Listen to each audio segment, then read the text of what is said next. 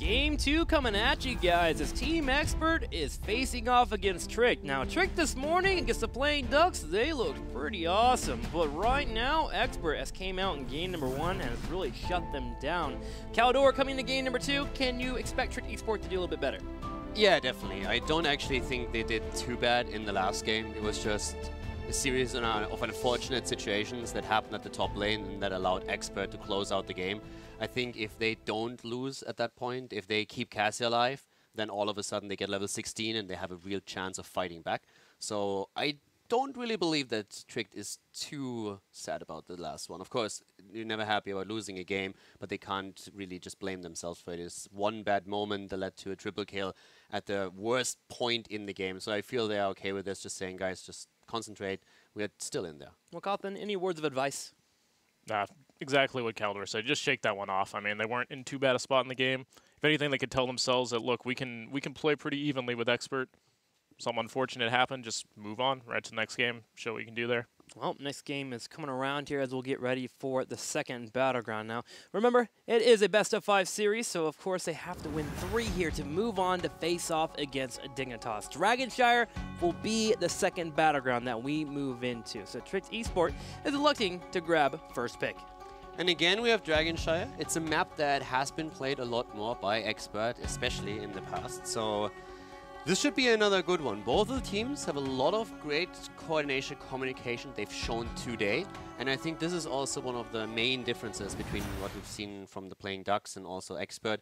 Expert is more on point with their calls. So the coordination is just better overall, and that really helped them against Trick and made it a lot harder for Trick to really just get that momentum that they were hoping for. Now, Dragonshire is typically a battleground that has a whole bunch of different strategies that we've seen in the past. We've seen wave clear strategies, we've seen full globals go off, and even in the past from Expert, we've seen Butcher played on this battleground. Is there anything in particular that you move forward to on Dragonshire that we should let the viewers at home know about?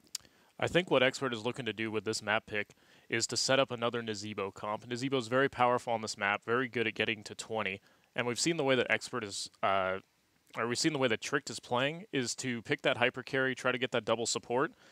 That's good at team fighting, but it's not so good at pushing an advantage or taking down structures. And so if Expert is able to set up an Nazebo comp here, it's one of the best maps and one of the best team styles to go up against. I actually like that you talked about the double support too, because I can totally see Trick moving away from it now. Normally they are a team that has shown very diverse strategies, and I think that would probably help them quite a bit to not focus those team fights too much. Nazebo is of course an option, but I am also very curious to see what ADRD is looking at this time, because this is a map where they've definitely thrown a couple of curveballs to their opponents. Yeah, last time we saw in this battleground, it was actually the Chromie that we were talking about in game number 1. The W build back then. The W build. Oh Heavily discussed. Heavily discussed. That's one way to put it there.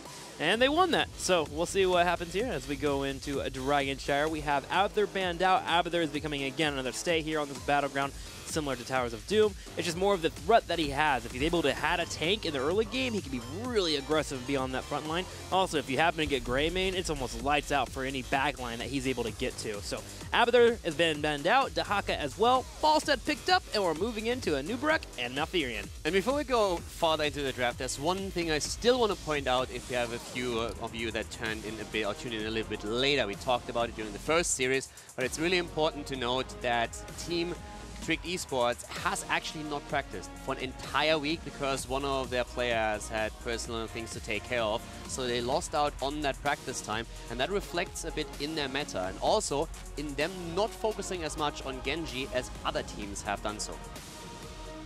Expert showed off the Genji play in game number 1. A little bit difficult for Trick to shut that down. We'll see if they do manage it here. Now, with Falstad being picked up, we know why he's so strong, man. The globals, being able to get in that late game, especially when he gets the epic mount available. Is there anything in particular that you're looking for when you do pick up a Falstad to set up your team? Ideally 20. Once you have 20 on Dragonshire with epic mount, it's fantastic. You're all over the place, and your opponent is incredibly pressured. So, Cawthon, you've been talking a bit about the power spike for Nazebo. It's mostly, of course, for team fights, for the poke. When it comes to trying to rotate around your opponent, that's really when Falstad comes into play on that level. But of course, you still have to face your opponent eventually. You can just always out-rotate them. And before 20, good mighty gusts, a good setup, a nice flank, getting a good angle, gust them in, force a fight. That would be ideal for them. Well, Trick gets their Sonya back here. This will be the 4th time they have picked her up in their 5 games now. The 3 that they did have it, they of course have won.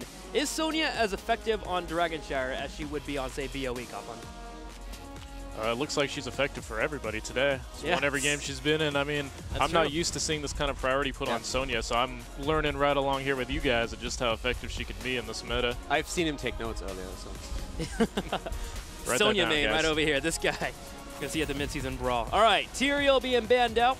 Obviously, the mix-up with Sonya could be very strong. You're able to get in the front line. Any type of bruiser, any type of melee can really benefit from that. And as you've been mentioning, the judgment abilities has made Tyrael just keep going up in priority. Yeah, especially with Genji compositions, Judgment gains extra value. I mean, it always depends on who you go up against. Ideally, you want to use it when your opponent does not have a cleanse. We've seen the problems, actually, that playing Darkseid with a Judgment combo because of cleanse and because they were not ready to shut down the healer, the support with a quick cocoon on their Nubarak. But if you go up against Lucio, or if you're going up against an Oriel solo, for example, Judgment can really be the tool that makes a fight for you. Any thoughts here, Kathon, so far on the draft? I see that Trick chose not to ban out the Nazeebo, and I think part of that is that they already picked up the Falstad for that insurance against Nazeebo's late game. Falstad is so powerful here at level 20 that even if the other team makes it there with a Nazeebo, you can still win the game through just macro play and avoiding fights. Instead, we have Greymane and Zeratul coming out for Team Expert. So we now have Isolation with Void Prison. We have a threat against Falstad, which if you're a Falstad player, you do not like playing against Zeratul. He is devastating as he can jump on you and, of course, use, his mobile abilities to make sure to get a kill on you. And then, of course, Greymane here being able to go in just as well with that Zeratul. For me, it's a question of what we are seeing as a tank. Is it going to be Arthur's again? Okay. I could have seen even a variant, but of course he has a few downsides compared to Arthur's here, especially when it comes to the presence in the fight. But he's great against Zeratul with a good taunt. The one thing that is important for me is to see if Trick can play disciplined in the early game against the Zeratul. They are oftentimes falling into the trap of pushing the lanes out too far on solo lanes and then getting ganked by Zeratul. So if they make sure that doesn't happen here and head into a strong mid game on around 10 on even levels, I think they have a good shot with this. But let's see how Expert is rounding out the draft. That is the question here. They already have damage. They have setup overall. Do you think another tank has a choice to go here, Kathon? They're waiting for ADRD, I think, still. Yeah? Could be. I feel like they're going to go with something more damage-oriented. Bruiser is a possibility. Oh, there's the... called. This is still there's for the it. Nazeebo. All right, so Nazeebo is in the mix now. It's official. This game is definitely getting to level 20, and it all comes down to damage versus rotations. If you're looking at these drafts, Caldor coming to you. Who walks away with the victory? I can see this one for Tricked. I think overall the favorite in the series is still Expert. I don't think that changed. They played very solid on the last map, and they have shown that given an opportunity, they will take it and immediately end the game. But this seems like a very, very comfortable draft for Tricked. And if they play this right, if Falster doesn't get picked off by Zeratul all the time, I think they have a good shot here. These are the heroes that made for a very easy win against the Ducks earlier, and it's all comfort picks, every single one of them. Well, do you agree? Yeah, I think a lot of this is going to come down to the top lane in the early game. Going against the Nazeebo, especially with a Gul'dan Ariel, you should be able to lock down that bottom lane if you're team Tricked, and they should be able to control that side of the map. However, the Falstad up against the Zeratul roaming presence, him staying alive and or controlling the top shrine is going to be the difference between them getting to snowball the early game with the Dragon Knight against Nazeebo and them just losing later on once the Nazeebo gets to 20 uncontested. Well, you used to play a lot of Falstad. How difficult is that to actually deal with that Zeratul pressure? He took a breath. Thank you for the answer. We'll move on. He's like, yeah. It's a matter of holding on to the top shrine that makes it hard. Dealing with Zeratul himself without a hat or a Brightwing coming in, not too difficult as Falstad, but holding on to the shrine when you could be collapsed on or blinked over the wall from any angle, that's what's going to be the real danger here for Falstad. how aggressive does he get trying to hold on to the top shrine and getting those Dragon Knights? That's what the Zeratul has to punish. Awesome. Well, let's get it started here. Game number 2, Dragonshire. Can Trick Esports tie it up against Expert, or will Expert try to grab a quick 2-0? Let's find out. We headed into game number 2 of the series as we see Expert with a lead. Curson this time to the left on Malfurion. Bad Benny on the Nubarak. ADRD himself once more on the Zeebo with Nick on Greymane and Blade on Zeratul. Trick Esport on the far right in the red here are looking to tie up the series. We're going to have Nape on Ariel. Arthas will be played by Alex the Pro-G. Crosby will be on Gold. Dan Rimmer on Falstad. And Eternal will play Sonya. Eternal the Sonya, he's also one that we have seen several times in the past on Falstad, but it makes sense for Rimmer Baller here to come in. It's actually interesting because we talk oftentimes about overlap in hero pools, and a lot of the teams have started to reduce that a little bit to focus more heavily on certain core heroes they play. But there's definitely still some overlap in most of these teams, and this is a good example for it with Rema on Falstad now and Sonya on Eternal. Don't blame him there, man. Eternal has been devastating so far in that Sonya gameplay. He really trusts his teammates, and he's been probably one of the best mechanical players we have in the HGC. He's been proclaimed that for the last few weeks, actually. I believe in the first week I was hearing about Eternal's name, and it's good to see heroes like him playing on Sonya. There's also something really... Oh, first of all, Bad Benny seems to be in a bit of trouble here. Good detainment strike coming from Gnappe. But I want to highlight quickly what we have going on at the top lane now. So Kortner has been talking a bit about the trouble that you sometimes have with a Falstad in the solo lane.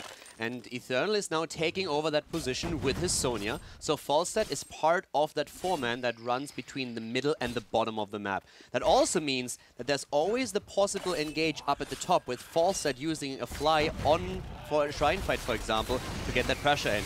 Pressure is indeed happening. Nice dodge, Eternal! Going boss mode here, dodging the stun on Bad Benny and surviving against the triple gank. Yeah, that was really well played. First off, he was able to get out of the Zeebo wall. He used the wall to his advantage to help get healing when he had 3 people come in, and he dodged the stun.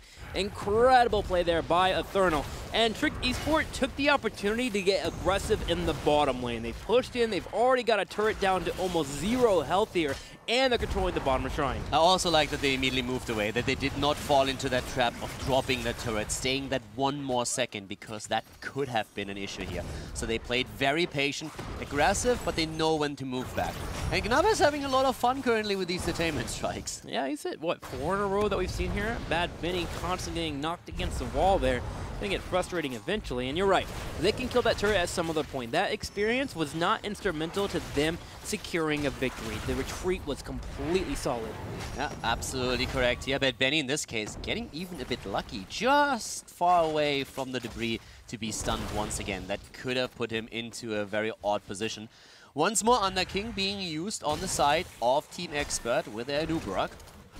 Watching Zeratul here.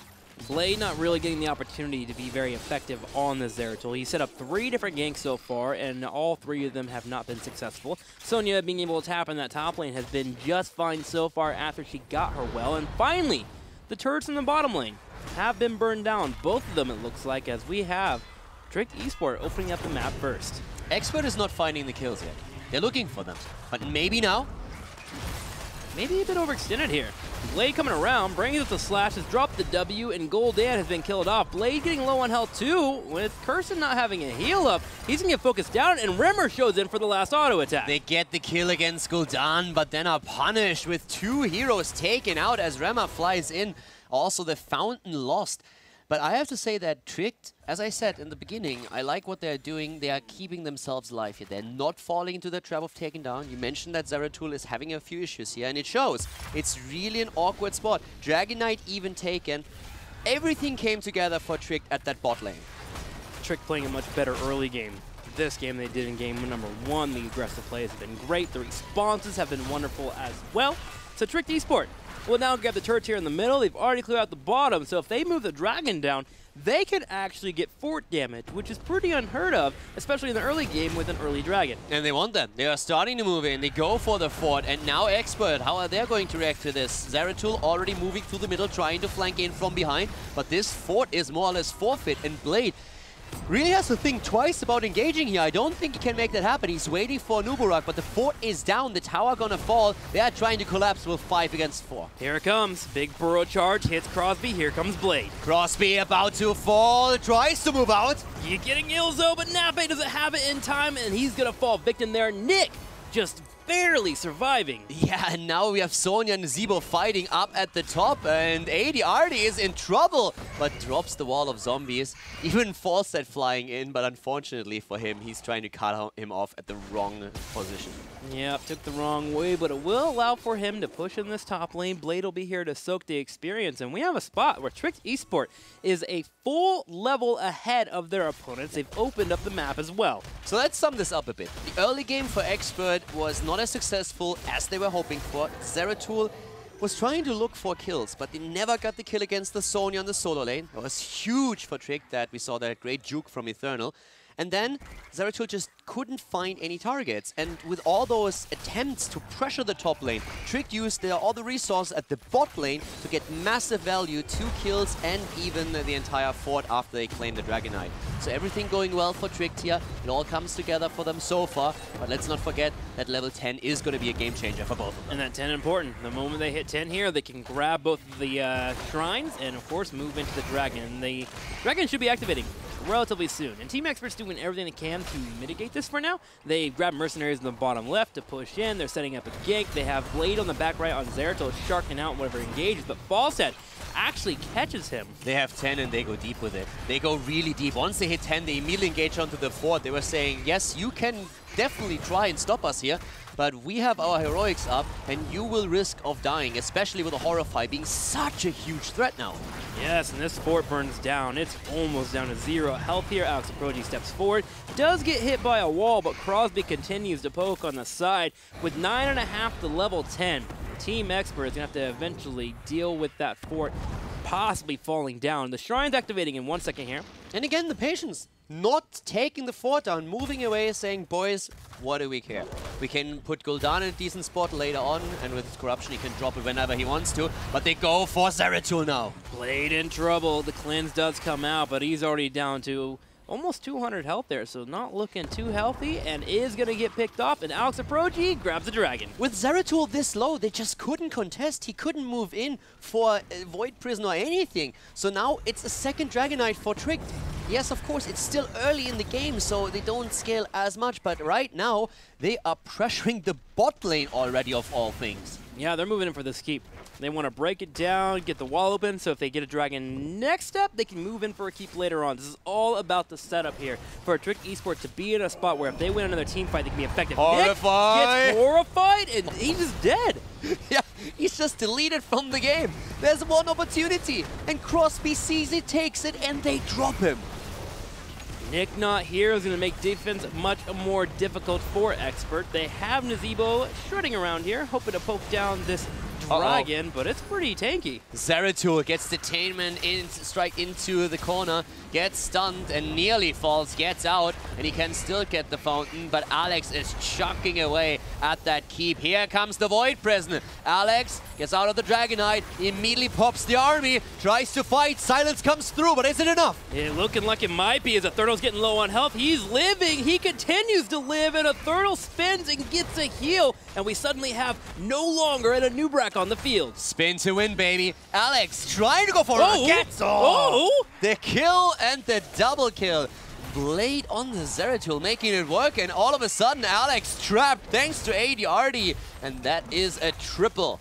Expert answering back here, getting 3 kills as you mentioned, and they can start to open up the battleground. Now here's the bad news. The keep is down to half health here. If one more Dragon goes over to Trick Esport, they could definitely poke in that bottom lane and get catapult pressure occurring. However, Expert has the least answered the call for now. They open up win condition even. That keep is so low, you can theoretically go core if the opportunity presents itself. It's true. You certainly could here. Team Expert hoping to answer back themselves, clear out the wall on the bottom to tie up experience. They're still slightly behind, but they are closer than they've been the entire game. That triple kill definitely brought them back. They had a huge experience gain through it, and they are also able to take down the wall.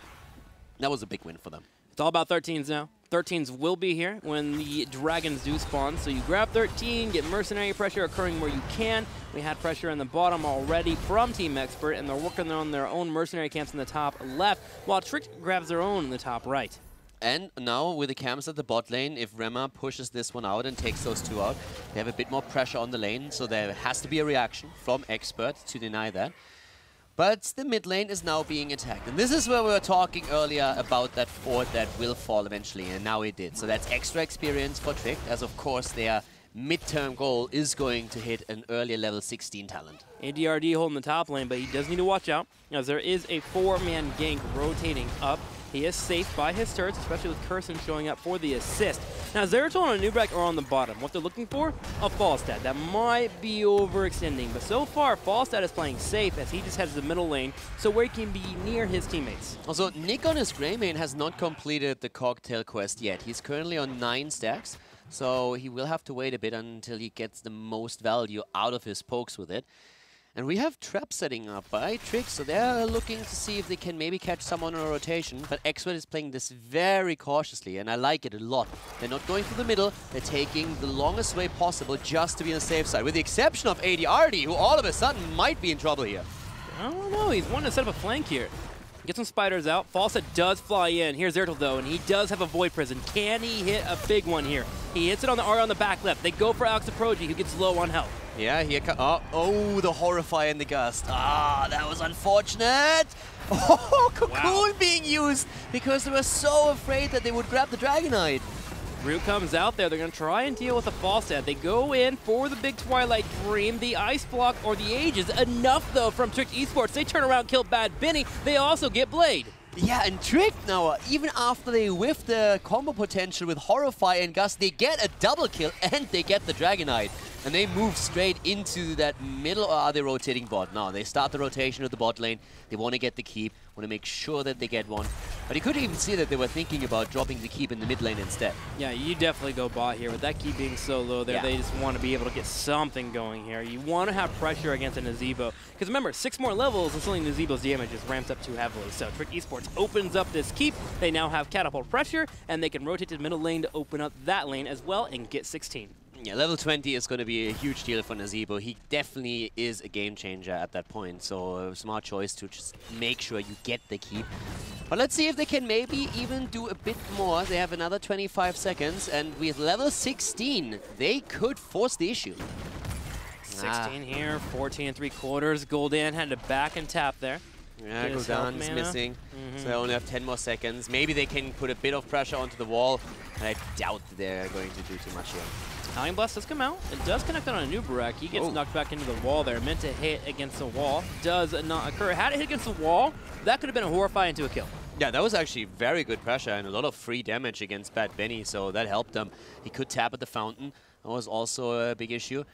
Expert now has at least the Twilight Dream again, and that helps them. But we have Trick just trying to get even more experience. They're already thinking about a potential level 20. Blade needs to get in the middle lane. He needs to start soaking up here. Okay, are they setting up for a flank? I don't know, 15 to 16, this could be a bit scary. Also, 35 stacks already on Rema's Falstad with the Season Marksman. So super important here to note that. We're only 12.5 minutes in, and with this many stacks, they are going to hit a very early ADRD! That's a problem. Oh, he's getting caught here. The Falstad does fall, though. The Void Prison on the back line. Alex Aproji, though, is relatively healthy. They are diving a fort, and 16 not being here. A 1-for-1 trade is good for Expert, but they have to be careful not to dive too far. Yeah, now Nazebo dead. That's, of course, good for them, but still, it's with Falstad falling, that is an issue. I was just talking about him in the Season Marksman stacks. He has the damage output soon. 35 stacks for him already. 5 more, and he has his quest talent completed. But the trade up at the top, not quite going Trick Esports' way. Expert getting that 1-for-1 gives him experience and allows for them to defend that bottom lane finally here that has 4 catapults nice and stacked up.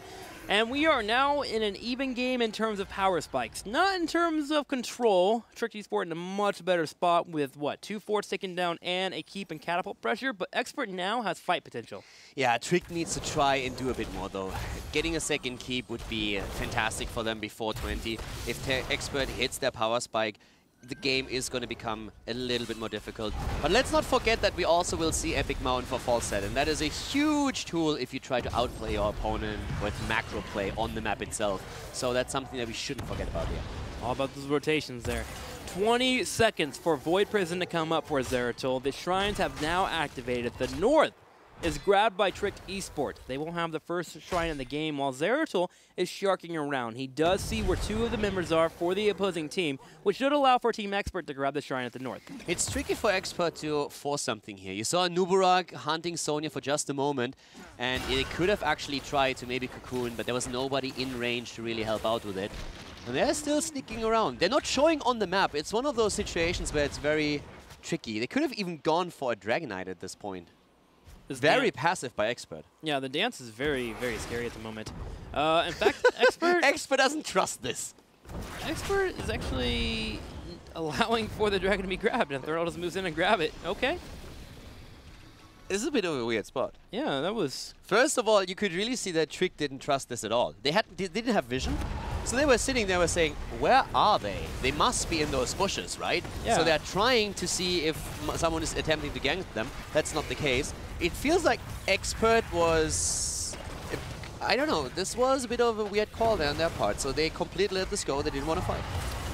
Well, Blade's on the right side. He's looking for that VP. This is a VP right here. Okay, he hits 2, grabs a 3rd. Cocoon has been popped out as well. Eternal's working on it, so a bit of an overlap overall. Blade going in for some harasser on the right side, but Rimmer turns around, drops the W, and gets a kill. Yeah, I'm a bit confused at what's going on here with Expert right now, because they are all of a sudden struggling a lot.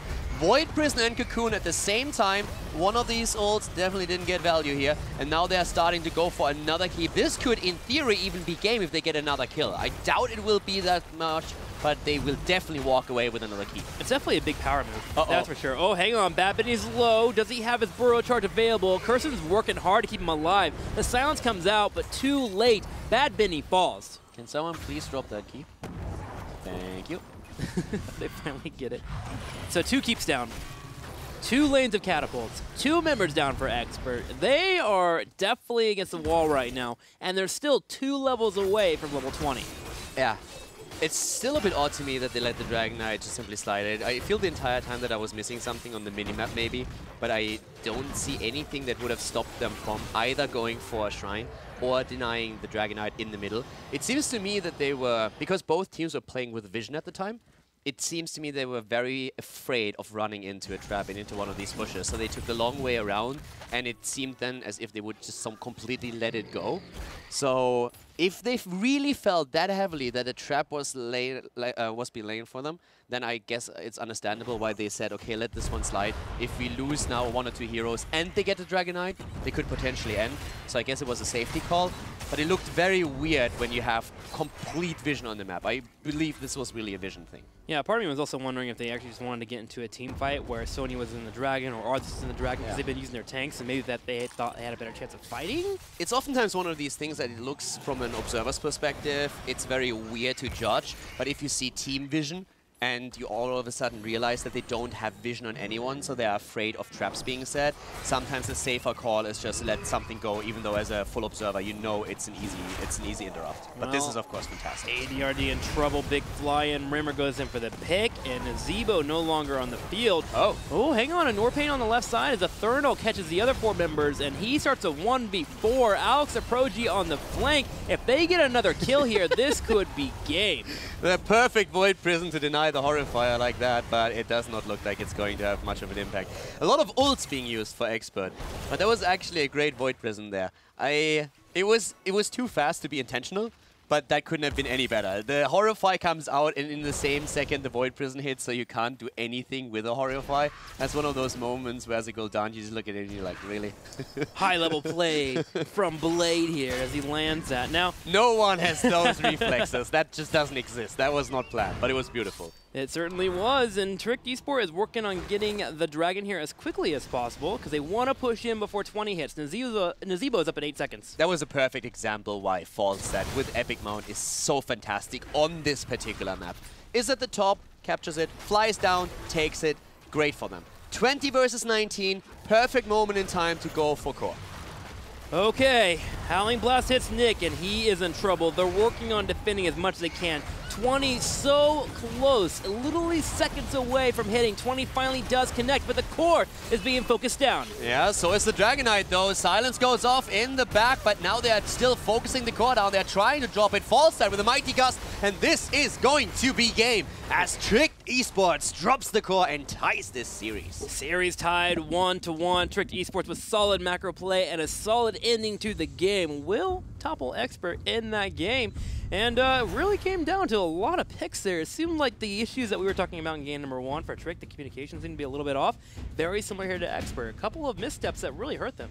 Yeah, I would say in this game in particular, what we saw is, first of all, the comfort picks for Trick really working for them. And then also very good coordination overall in those fights. So it was solid play by them, and they exploited every single weakness they saw for Expert. Expert also felt... I think they felt very pressured because they played very defensive most of the time, and that also led to one of those Dragonites. Cawthon, what do you think? I think the false stat was key there. It just built them an incredible lead throughout the game. Global was, they weren't able to get enough pressure on it with Zeratul, and I liked what Expert did, or I liked what Trick did, where they opened up the bottom part of the map very quickly. Like every DK they got, they just started working on the wall, the keep. They opened up a win condition at like level 15 or 16, and that kept a lot of pressure on Expert for the rest of the game. It certainly did there. Trick looking great in their shot calling and really delivering the blow there in game number 2. Going into game number 3, things need to change up a little bit for, I guess, both of our teams, because in game number 1, it seemed like there was a couple mistakes for Trick and it fell out. Expert here seemed to really not be on their A game either here in game 2. I think for... I feel both of them are fine. I don't think anyone really feels too pressured with the situation as is. It feels a bit as if it was a reset. After the first game, the mistakes that led to the victory on the side of Expert, that was one of those things where you just say, it happened, we have to deal with it right now, just forget about it, as we mentioned afterwards. Now they focused on it, they took comfort picks, they had a very good showing on this map, but Expert probably is also in a spot where they're just saying, okay, that didn't work out for us. We had a couple of weak team fights. We felt pressured, didn't really go to contest Dragonites at points because we were afraid of getting ganked, of traps being set for us. Let's go and just start this and look at it from a best of 3 perspective instead of best of 5. Well, everything has been reset. Let's get ready for game number 3. We'll be right back with the playoffs.